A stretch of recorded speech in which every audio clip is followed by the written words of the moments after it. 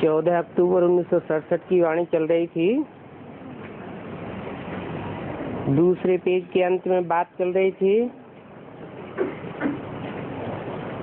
कि साधु लोग गंगा स्नान आदि करने जाते हैं, उसको समझते हैं कि वो पतित पावनी है,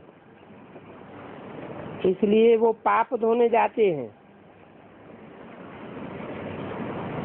अब कोई शरीर को थोड़ा ही पाप लगता है, पाप तो आत्मा को लगता है, आत्मा को पावन बनना है। बाप तो आकर के आत्मा को पावन बनाते हैं और कहते हैं माम एकम याद करो तो तुम्हारे पाप भस्म हो जाएंगे। 14 अक्टूबर 1967 की वाणी का तीसरा पेज। तो ये ज्ञान तुमको अभी मिला है। पहले तो यही समझते थे कि गंगा भी पतित पावनी है, गंगा में स्नान करने से पाप धुल जाएंगे।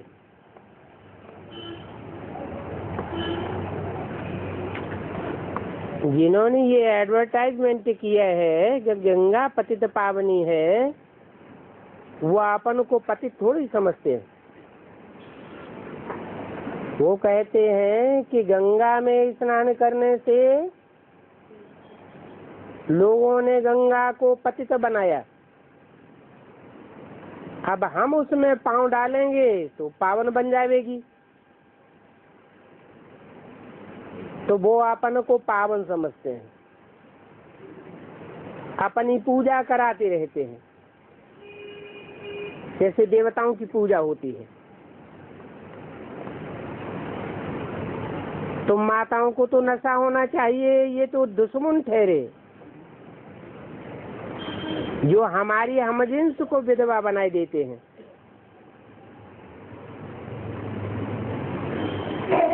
और बच्चों को निर्धन का कर देते हैं। अपने सुख के लिए कितनों को दुख देते हैं, परंतु वह इन बातों को समझते नहीं है। अब स्वर्ग में तो ऐसी बातें होती नहीं है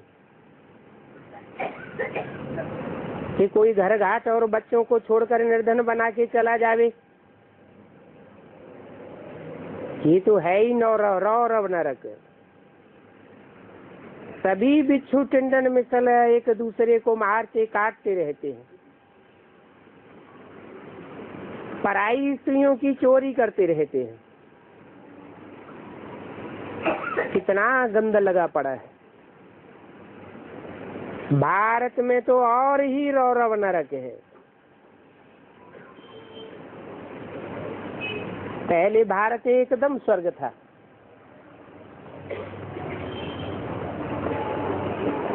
अभी तो थोड़ा भी कुछ होता है तो कहेंगे रौरव नरक। जैसे बाबा भी कहते हैं तुम थोड़ा समय के लिए इस नरक में हो, बाकी तो तुम संगम पर हो। परंतु कोई विकार में गिरते हैं, फेल होते हैं, तो जैसे कि नरक में जाए गिर पड़ते हैं। 5 मार्ग से नीचे आकर गिरते हैं, फिर उनको 100 गुना सजा खानी पड़ती है। तो बाप समझाते हैं कि ये भारत कितना ऊंच था, और आप देखो कितना नीचे हालत में है। कहाँ तुम विश्व के मालिक थे, अभी तो तुम आजामिल जैसे पापी हो पड़े हो। शास्त्रों में क्या क्या बातें बैठ लिखी हैं। तो पादरी लोग बैठ कहते हैं कि तुम्हारा शंकर तो पार्वती पर फिदा हुआ, फिर उनसे बिच्छू टिंडन पैदा हुए। तुम्हारे भगवान भगवती ऐसे ऐसे काम करते थे।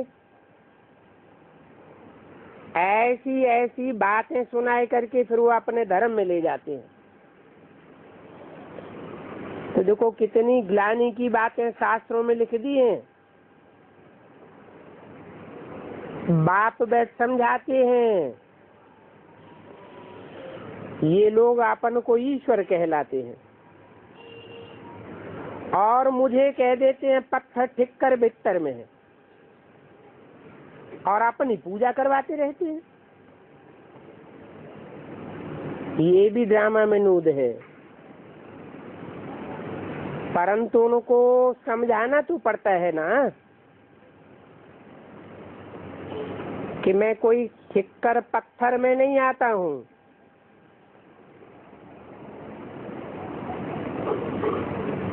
ये ठिक्कर बुद्धि मनुष्य है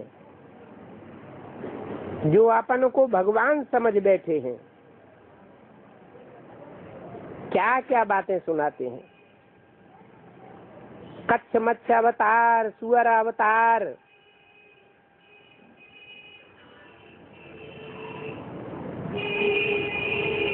कछुआ क्या करेगा? कछुआ अपनी इंद्रियों को समेट कर बैठ जाएगा, परंतु है तो जानवर ना। कच्छ अवतार भी दिखाई दिए हैं। थोड़े समय के लिए इंद्रियों को समेटना सीख लिया, समझते हैं भगवान हो गए। आखिरी कछुए को अपनी इंद्रियों को बाहर निकालना होता है ना।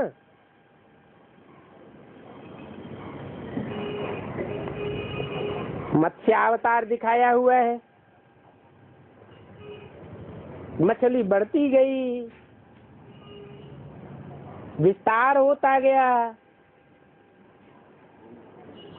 उसको बड़े बड़े जलाशय में डालते गए। अब है तो यहाँ संगम युग की बात है।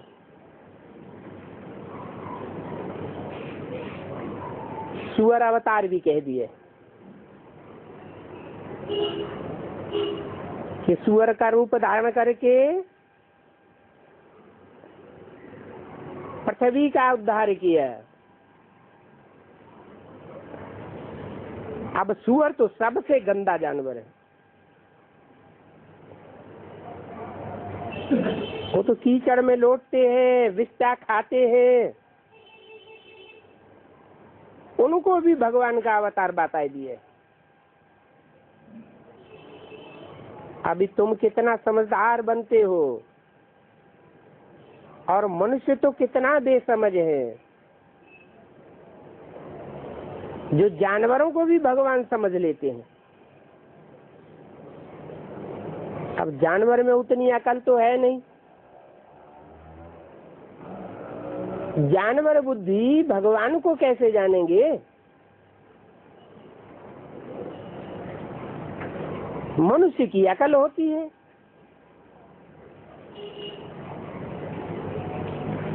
तुमको यहाँ नशा चढ़ जाता है, परंतु बाहर जानवरों की दुनिया में जाने से नशा कम हो जाता है। संग का रंग तो लगता है ना, खुशी उड़ जाती है।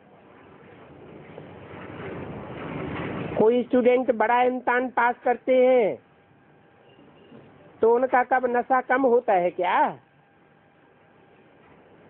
पढ़ करके पास होते हैं, फिर देखो क्या क्या बनते हैं। तो अब तुम्हारा भी नशा चढ़ना चाहिए ना। अभी दुनिया का तो देखो क्या हाल है।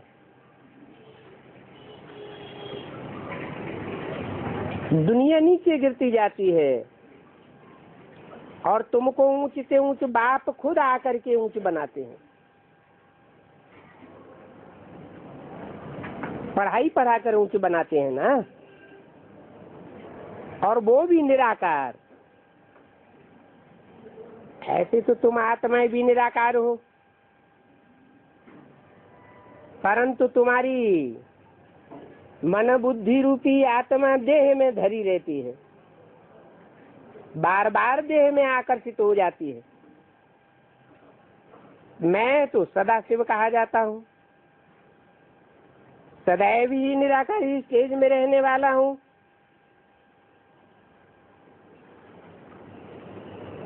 मेरा देह में कोई अटैचमेंट नहीं होता है। तुम यहाँ पार्ट बजाने आए हो, तुम भी परम धाम से आते हो, मैं भी परम धाम से आता हूँ, परंतु तुम पार्ट बजाते बजाते अटैचमेंट में आ जाते हो। ये ड्रामा का राज बाप ही बैठ करके समझाते हैं।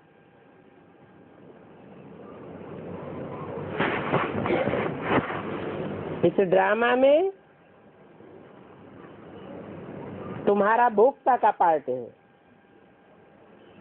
और मेरा भोक्ता का पार्ट है।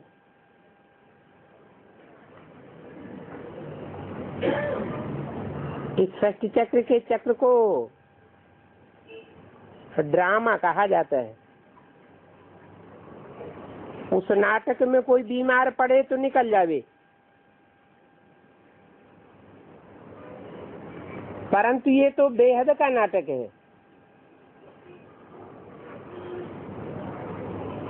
इसमें कोई बीमार पड़ते हैं तो निकलने की बात ही नहीं। यथार्थ रीति ये ड्रामा तुम बच्चों की बुद्धि में है। तुम जानते हो हम यहाँ अपना पार्ट बजाने आते हैं और हम बेहद के एक्टर्स हैं, ऑल राउंड पार्टधारी हैं। सब तो ऑल राउंड पार्टधारी नहीं होते। यहाँ शरीर लेकर के पार्ट बजाते हैं। अभी हम जानते हैं कि बाबा आया हुआ है। जो ऑल राउंड पार्ट नहीं बजाते हैं उनकी बुद्धि में सहसा बैठता नहीं है क्या कि बाबा आया हुआ है। ये सब बातें बुद्धि में ठहरनी चाहिए। बेहद का ड्रामा कितना बुद्धि में रहना चाहिए, क्योंकि तुमको विश्व की बादशाही मिलती है तो इसके लिए पुरुषार्थ भी ऐसा अच्छा करना चाहिए। गृहस्थ व्यवहार में भी भले रहो, परंतु पवित्र बनो। विलायत में ऐसे बहुत होते हैं, जब बूढ़े होते हैं तो कंपेनियनशिप के लिए शादी कर लेते हैं, सिर्फ संभालने के लिए। फिर जब शरीर छोड़ते हैं तो सब कुछ विल कर देते हैं, कुछ उनको दे देते हैं, कुछ चैरिटी में दे देते हैं, परंतु उनके अंदर विकार की बात नहीं रहती है। जो आशुक माशुक होते हैं वो भी विकार के लिए फिदा नहीं होते हैं। जिस्म का सिर्फ प्यार, परंतु तुम तो हो रूहानी आशुक। एक माशुक को याद करते हो। सभी आशुकों का एक माशुक है, सभी एक को याद करते हैं। और वह माशूक कितना शोभनीक है। आत्मा गोरी होती है ना, वो तो है एवर गोरा, एवर प्योर कहा जाता है।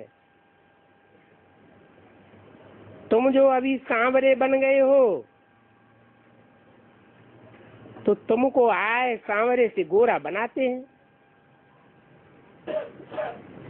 तुम जानते हो बाप हमको गोरा बनाते हैं। जब तुम गोरे बनते हो तो तुम्हारे में भी कितनी कशिश आ जाती है। काले बनते हो तो दुनिया में कोई पूछता नहीं। यहाँ भी बहुत हैं यहाँ बैठे बैठे भी पता नहीं किस किस ख्यालात में बैठे रहते हैं।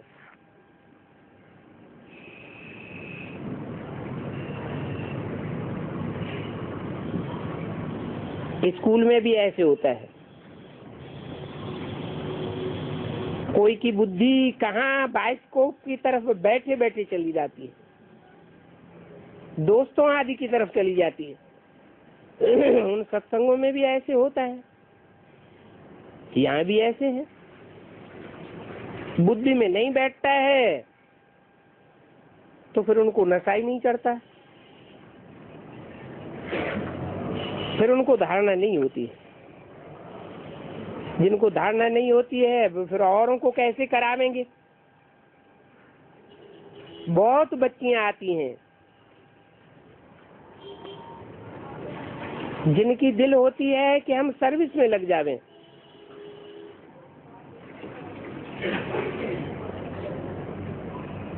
परंतु उनको बच्चे हैं, बुद्धि को खींचते रहते हैं, तो बाबा कहते हैं बच्चों को संभालने के लिए कोई माई रख दो।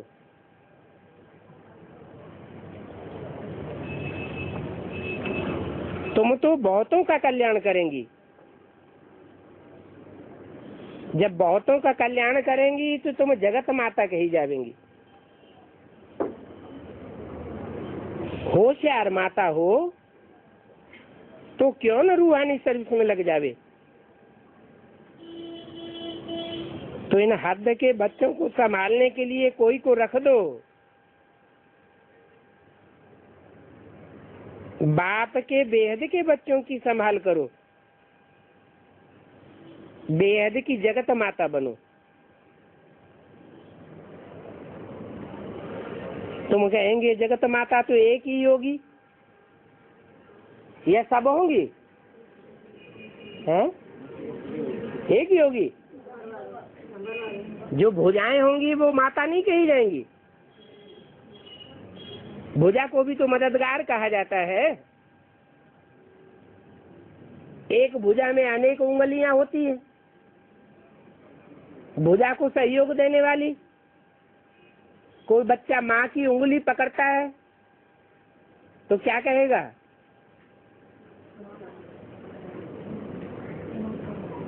माँ का हाथ पकड़ा, माँ की उंगली पकड़ी या जड़ उंगली पकड़ी?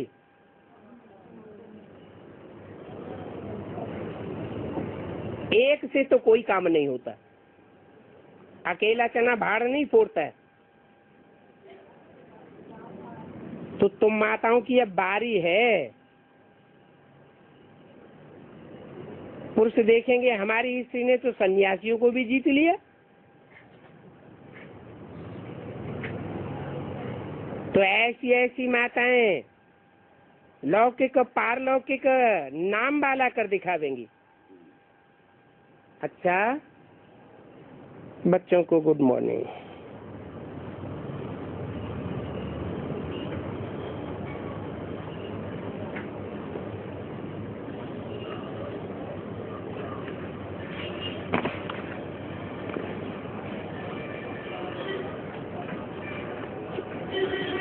छोटा सा रात्रि क्लास है,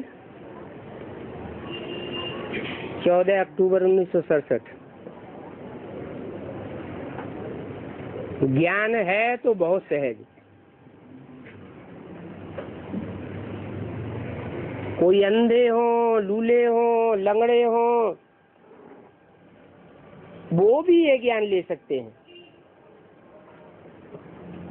और बहुत ऊंचे पद पा सकते हैं।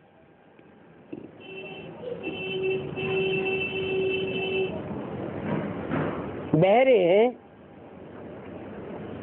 इशारे से समझ सकते हैं कि ये हमारा फादर बाप है, इनको याद करो।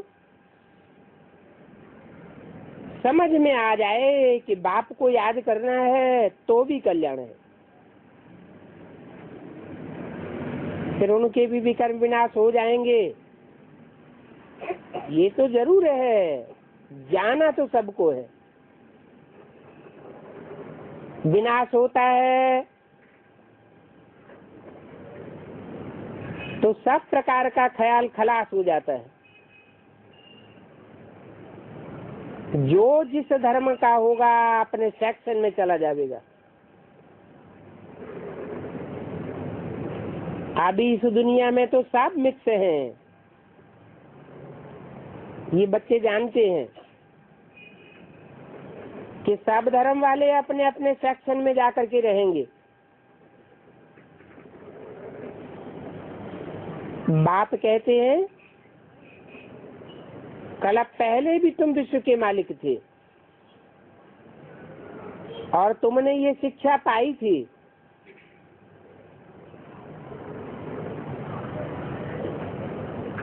तुम बच्चे भी रास्ता बहुत सहज बताते हो। रूहानी बाप के रूहानी बच्चे ही सहज रास्ता बतावेंगे। रूह की स्टेज में टिके हुए नहीं होंगे तो खुद को भी कठिन महसूस होगा, दूसरों को भी सहज और सीधा रास्ता नहीं बता सकेंगे। बाप समझाते हैं कि जास्ती न समझे तो सब बातों से हटाए कर बोलो, तुम तो आत्मा हो और सब आत्माओं का एक ही बाप है। और वो बाप आत्माओं के लिए नई दुनिया का रचयिता है। जो जो आत्मा बनेंगे आत्म की स्थिति में स्थित होते जाएंगे, स्वयं स्थिति में स्थित होते जाएंगे, वो नई दुनिया स्वर्ग में जाएंगे। आत्म की स्थिति में स्थित नहीं होंगे तो नई दुनिया में जाना नसीब नहीं होगा।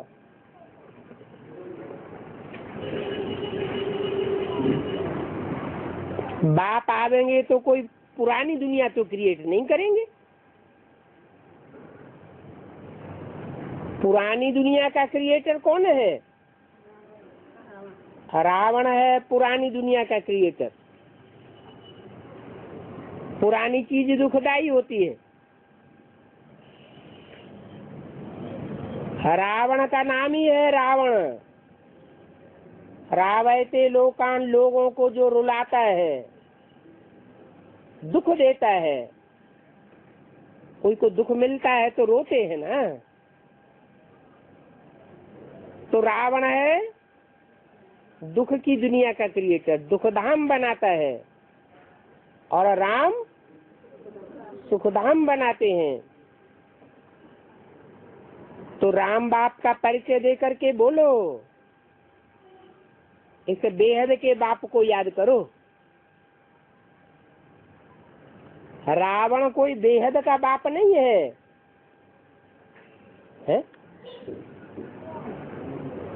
बेहद का बाप नहीं है।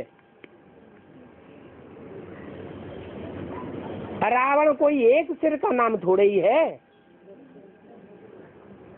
10 सिर मिलकर के रावण बनता है। उनमें मुखिया है काम विकार, काम क्रोध लोभ मोह अहंकार, इन 5 का पर्सनिफिकेशन किया गया है। शास्त्रों में चित्र भी बनाए हुए हैं। चित्र तो जरूर चरित्र की यादगार होंगे। तो रावण क्या चरित्र खेलता है? रावण रुलाने की दुनिया बनाता है। ये परिचय दे करके बोलो। अभी बेहद के बाप को याद करो। वो बेहद का बाप सब का बाप है। 500-700 करोड़ जो भी मनुष्य आत्माएं हैं सबका बाप है। कीड़े मकोड़े पशु पक्षी पतंगे सब आत्मा के रूप में स्थित हो जाते हैं। श्रेष्ठ आत्माएं आत्मिक रूप में स्थित होती है, और जो निष्कष्ट हैं कीड़े मकोड़े वो आत्मिक रूप में स्थित नहीं हो पाते, तो रावण की दुनिया में आते हैं। इसीलिए जब नई दुनिया होती है तो वहां सब श्रेष्ठ योनियां होंगी। तो देखो, सब आत्माओं का एक ही बात है, ये पुरानी कलयुगी दुनिया है। पुरानी कलयुगी दुनिया में सब योनियां आ जाती हैं। नई सतयुगी दुनिया में थोड़ी योनियां होती हैं।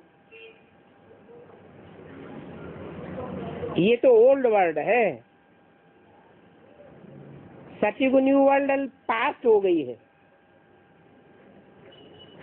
बाप रचयिता है नई दुनिया का।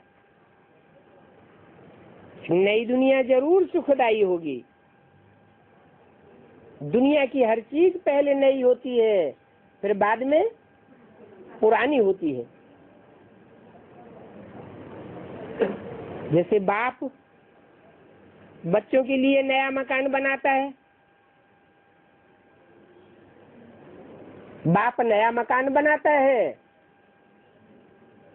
बच्चे उसे पुराना बनाए देते, भले रिपेयर करते हैं, परंतु रिपेयर करने से कोई नया नहीं हो जाता है। ऐसे ही ये बेहद का बाप है। इसमें तुम कोई की ग्लानि आदि नहीं करते हो। ग्लानि की बात नहीं है। सब आत्माएं बाप के बच्चे हैं। बच्चे बच्चे ही होते हैं और बाप ही होता है। बोलो, हमको बाबा समझाते हैं। इस समय जो कुछ चल रहा है वो सब भक्ति मार्ग है। ज्ञान का सागर एक बाप को ही कहा जाता है। भक्ति आती है अनेक मनुष्य गुरुओं से, रावण के अनेक सिरों से, और ज्ञान आता है एक बाप से। एक बाप ही सच्चा और बाकी सब गुरु झूठे। एक सदगुरु निराकार कहा जाता है, सत श्री अकाल कहा जाता है, तो एक ही सच्चा हुआ ना। सच्चा है तो सचखंड बनाते हैं। वो ही सर्व का सदगति दाता पतित पावन है। ये पक्का याद कर लो, तो और कहीं भी बुद्धि नहीं जावेगी,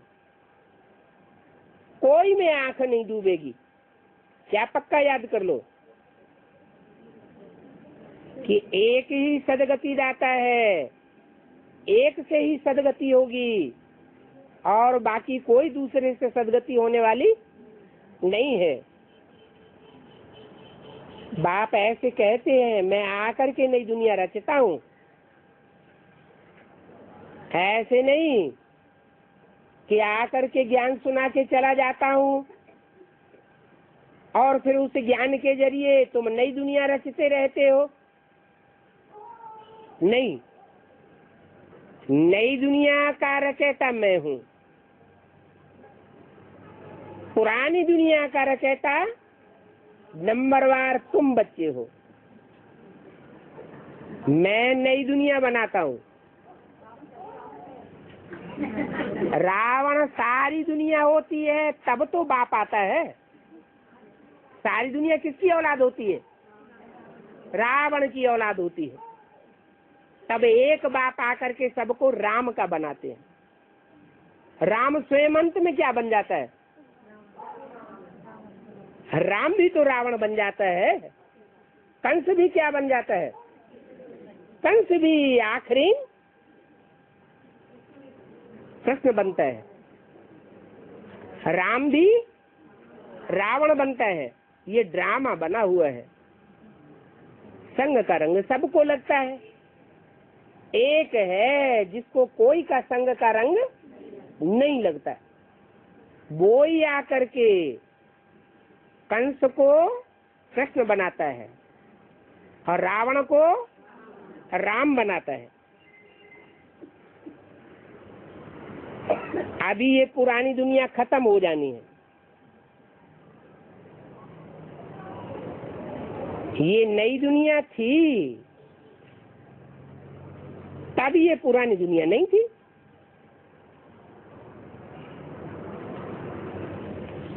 अब वह नई दुनिया नहीं है, फिर नई दुनिया स्थापन हो रही है। इन लक्ष्मी नारायण की राजधानी होगी। बाप को याद करने से पावन बन जाएंगे।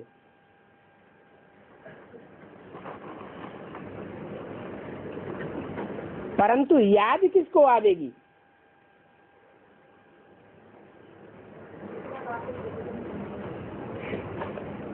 बाप की याद उनको आवेगी जिन्होंने बाप से प्राप्ति की होगी। प्राप्ति ही याद दिलाती है। ये वर्ल्ड की हिस्ट्री ज्योग्राफी को जानना है, अर्थात त्रिकालदर्शी बनना है। त्रिकालदर्शी बनेंगे तो चक्रवर्ती राजा बन जाएंगे।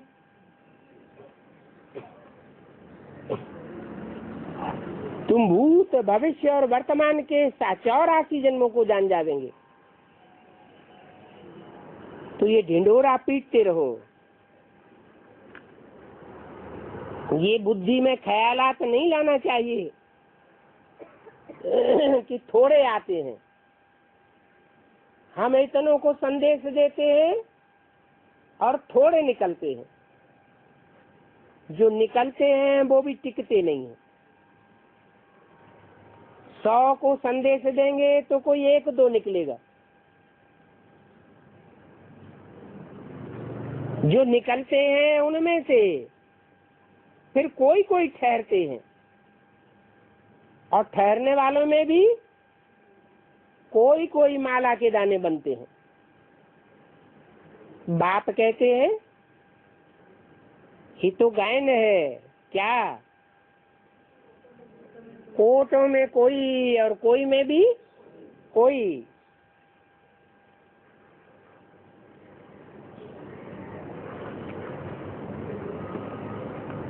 यथार्थ रीति जो पुरुषार्थ करेंगे वो ही ऊंची पद पावेंगे और वो ही वारिस बनेंगे। ड्रामानुसार तुम पुरुषार्थ जरूर करते हो।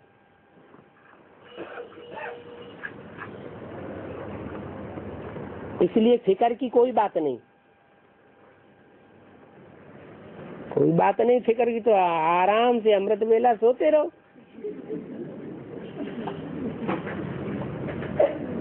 बाप कहते हैं ड्रामा तुमसे पुरुषार्थ कराएगा है? तो अब जब बाप दादा पूछते हैं फरिश्ता कब बनेंगे? चीफ जस्टिस को बुलावेंगे क्या?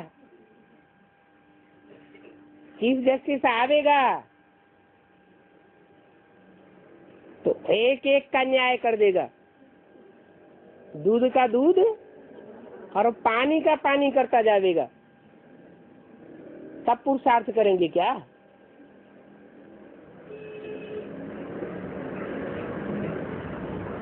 बाप कहते हैं ड्रामा तुमको पुरुषार्थ जरूर करावेगा।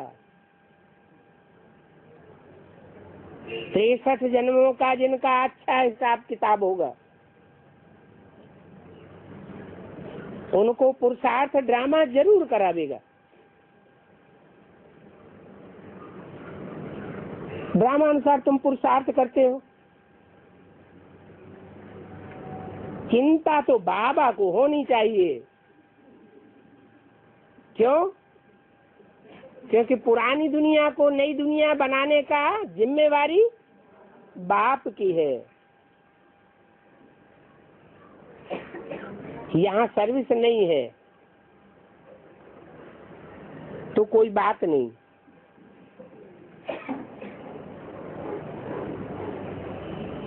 तुम तो बिल्कुल बेफिक्र रहो।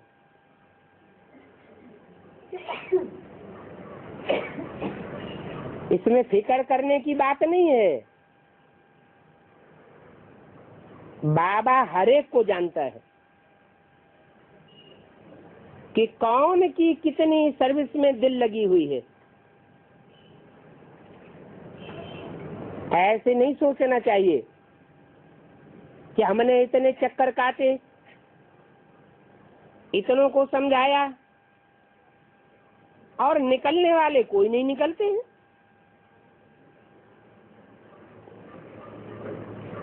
ब्राह्मणों के कदम कभी भी व्यर्थ नहीं जाएंगे। कोई बीज होता है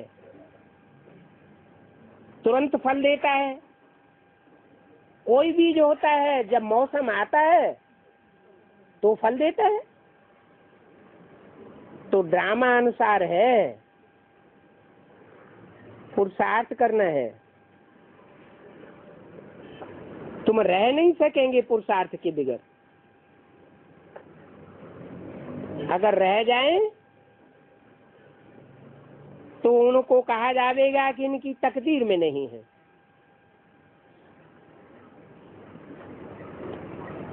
पुरुषार्थ भी पूरा चाहिए। इसके लिए जितना हो सके पढ़ाई का रिगार्ड रखना चाहिए। पूरा पुरुषार्थ भी किनका होगा? जो पढ़ाई का रिगार्ड रखेंगे। पढ़ाई का रिगार्ड माना टीचर का रिगार्ड। एक दिन भी मुरली मिस नहीं करनी चाहिए। ये है पुरुषार्थ का फाउंडेशन। बाबा कहते हैं जो भी मुरली पढ़ो यहाँ बैठ कर पढ़ो। है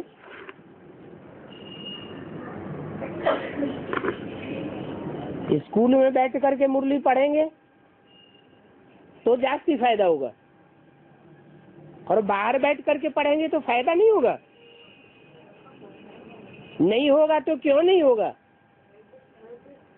वो वाइब्रेशन बाहर की दुनिया में नहीं मिलेंगे, और यहाँ वो वाइब्रेशन रहते हैं संगठन के।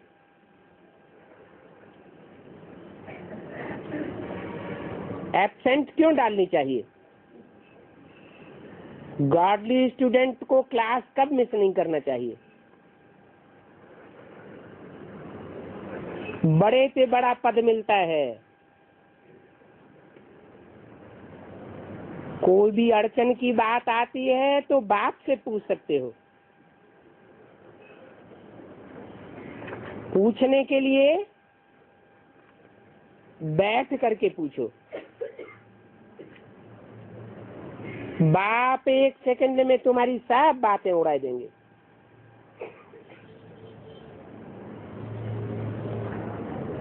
बाबा को याद करते हो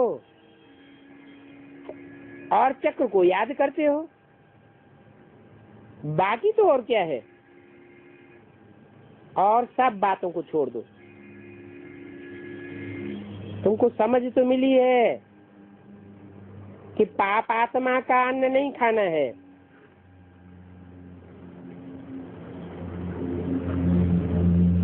जो पाप की कमाई खाते हैं उस अन्न का भी असर पड़ता है।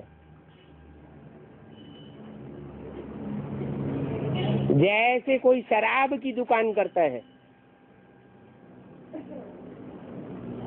ढेरों को शराब पिलाने के, बेचने के निमित्त बनता है। शराब सब प्रकार के विकारों को खींचती है। तो धंधा पाप का धंधा हुआ या पुण्य का धंधा हुआ? पाप का धंधा हो गया।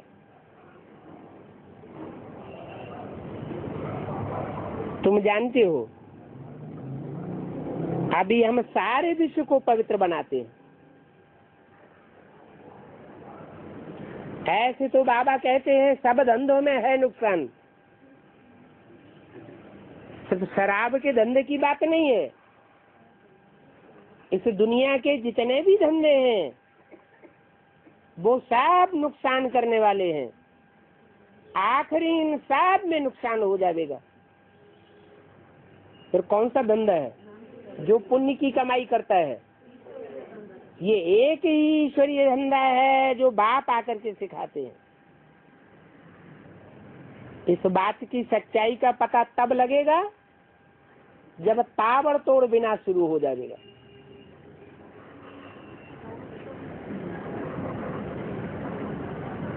मौत का बाजार लगेगा और तुम्हारे ज्ञान रत्नों का बाजार फलेगा फूलेगा।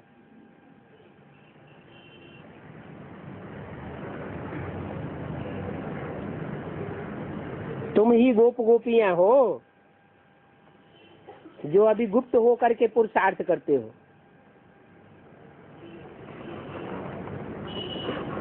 पुरुषार्थ करते हो तो बाप के काम में उंगली देते हो।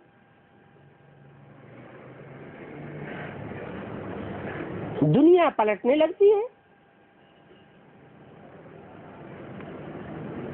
इन बातों का अर्थ तुम ही समझते हो। तुम्हारे द्वारा ही भारत सतो प्रधान सतयुग बनता है, तो तुमको ही राज्य मिलना है। बात है सतो प्रधान बनना है पुरुषार्थ से। तुम बच्चे बहुत खुशी में रहेंगे तो सर्विस भी बहुत करेंगे। बहुत लिखते हैं बाबा हम नौकरी छोड़ देवे, इतना पैसा कमा कर क्या करेंगे? जो गवर्नमेंट की सर्विस करते हैं तो उनको गवर्नमेंट से बहुत खर्चा मिलता है। यहाँ भी सर्विस की, सिर्फ डिसर्विस न करें। यहाँ बैठे हो, खाना तो सबको मिलता है, बाप को याद करना है। शरीर निर्वाह के लिए भी सर्विस करते हैं ना, वो कर्म करते, फिर भी तुम सब गॉडली सर्विस पर हो।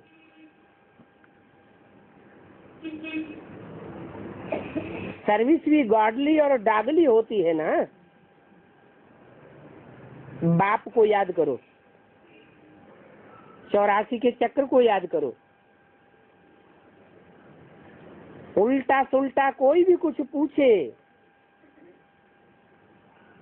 तो बोलो बाप ने कहा है माँ में कम याद करो, तो तुम सतो प्रधान बन जाएंगे।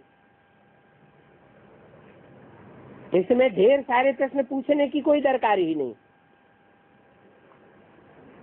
बस रचयिता और रचना को जाना है, जितना पुरुषार्थ करना है करते रहो, तंग नहीं होना चाहिए। पक्का कर दो कि हम गॉडली सर्विस को छोड़ेंगे नहीं। तुम्हारी सर्विस हो रही है, परंतु ये बातें समझेंगे भी नंबरवार। सब एक जैसा थोड़ा ही समझेंगे। अभी पुरुषार्थ करना है। पुरुषार्थ करने में तकलीफ तो यथार्थ रीति कोई को नहीं है। डबल सिर ताज बनना है, इनकी राजधानी में जाना है।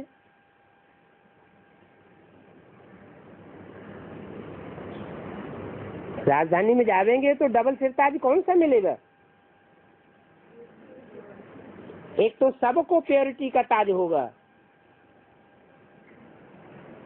सबके चेहरे चमकते हुए होंगे रूहानियत से, और दूसरा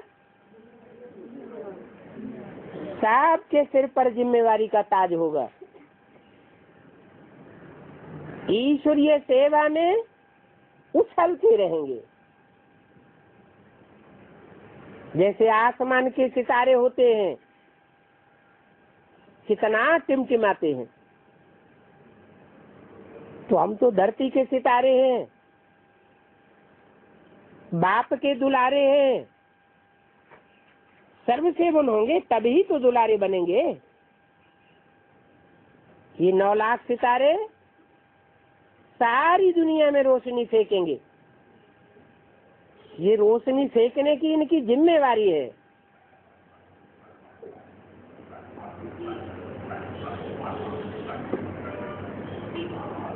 यथा राजा रानी तथा प्रजा, सब सुखी होंगे।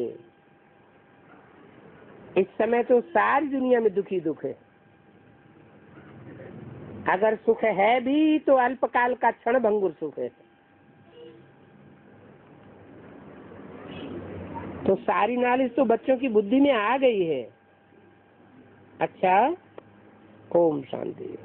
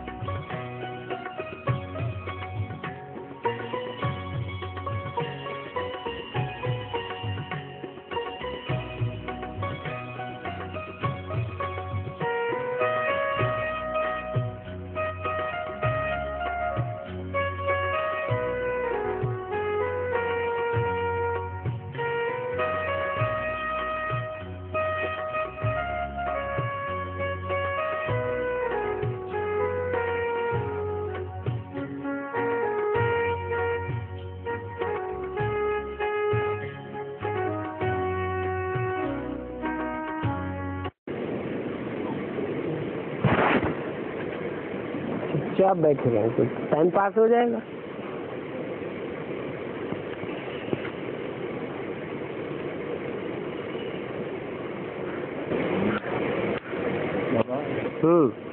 सत्युग में कृष्ण वाली आत्मा पहले आते हैं ना, उसके बाद आने वाले दूसरे धर्म के लोग आते हैं, दूसरे लक्ष्मण, तीसरे लक्ष्मण, चौथे लक्ष्मण, उसका जन्म एक एक जन्म कम होगा ना, एक एक जन्म उसको कम होगा ना। सभी धर्म के धर्म पिताएं एक के बाद एक करके आते हैं ना। तो कला भी थोड़ा थोड़ा कम होता है, बाद में आवेंगे तो कला भी कम होती जाएगी। 8 नारायण तो वो 8 जन्म कम होगा ना। 8 जन्म नहीं, 7 जन्म कम हो जाएंगे। 8वें नारायण के 7 जन्म कम हो जाएंगे। लेकिन ये संगम नारायण को जन्म 84 जन्म होगा, एक भी जन्म कम होगा नहीं। सत्य के नारायण जो पहला होगा उससे 84 जन्म नहीं होंगे, उसे भी 84 जन्म होंगे, परंतु सत्युग में एक जन्म उनका कम होता है और संगमयुगी नारायण का एक जन्म ज्यादा होता है।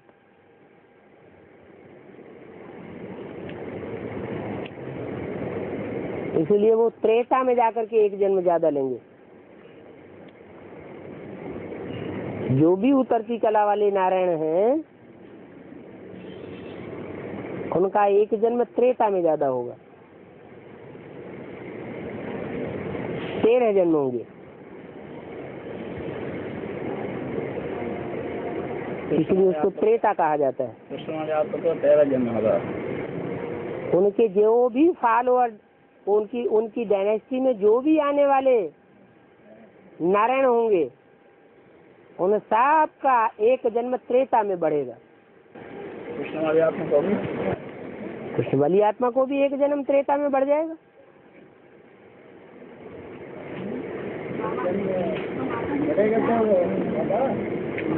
आयुष कम की होगा हैं?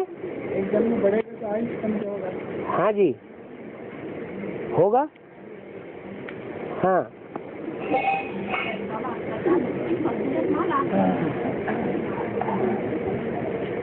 प्रजापिता का कहेंगे एक्स्ट्रा ऑर्डिनरी जन्म।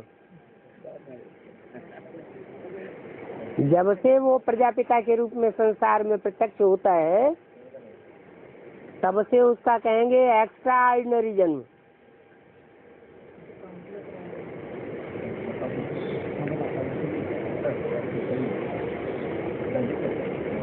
प्रजापिता से पतित से पावन के रूप में जब कन्वर्ट हो जाता है तो कहेंगे उसका पहला जन्म।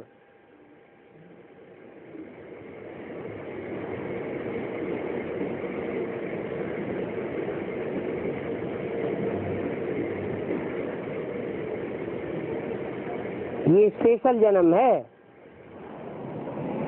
पतित से पतित भी है और पावन से पावन भी है। तो अभी 84 जन्म है ना। सन 36 में कहेंगे 84वां जन्म।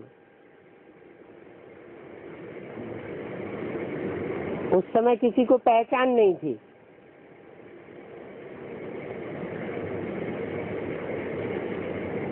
और वही आत्मा दोबारा जन्म लेके आती है तो कहेंगे एक्स्ट्रा ऑर्डिनरी जन्म। वो भी कब तक? जब तक पावन न बने। नारायण बन गया माना पहला जन्म शुरू हो गया। और नास्तिक है ना, वो नास्तिक है, बौद्ध धर्म से बनाया, नहीं तो क्राइस्ट को क्रिश्चियन धर्म से।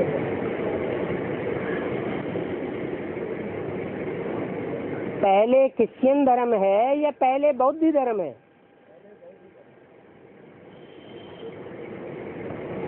तो बौद्ध धर्म में नास्तिकता के बीज भी है, क्योंकि बौद्ध धर्म के लोग अपनी धर्म की धारणाओं में स्वर्ग नरक की कोई बात नहीं बोलते, भगवान की कोई बात नहीं बोलते। भगवान बुद्ध को ही भगवान मानते हैं। उनसे पूछा जाए, महात्मा बुद्ध 2000 साल पहले हुए, उससे पहले भगवान नहीं था क्या? तो कोई डिस्कशन नहीं करेंगे। आत्मा को नहीं मानते, आत्मा परमात्मा के बारे में कोई डिस्कशन नहीं। तो भारतीय धर्म होते हुए भी उसमें नास्तिकता का बीज है। इसलिए भारत में कम्युनिज्म 2 प्रकार का है, एक भारतीय कम्युनिस्ट पार्टी और दूसरी मार्क्सवादी कम्युनिस्ट पार्टी। और डिफरेंस क्या है? दोनों का डिफरेंस ये है कि भारतीय कम्युनिस्ट पार्टी भारत को सपोर्ट करती है स्पेशली, और मार्क्सवादी कम्युनिस्ट पार्टी के लोग भारत को सपोर्ट नहीं करेंगे। और लेनिन स्टालिन की बात को विशेष महत्व देंगे। भारत कम्युनिस्ट पार्टी मार्क्स को मानता है, हाँ लेनिन को मानता है। हाँ जी, हाँ जी, दोनों यहाँ इंडिया में। हाँ जी, दोनों ही पार्टी भारत में काम कर रही है अभी।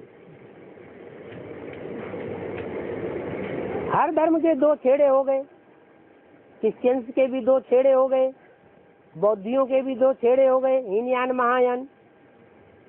मुसलमानों के भी 2 छेड़े हो गए, शिया सुन्नी।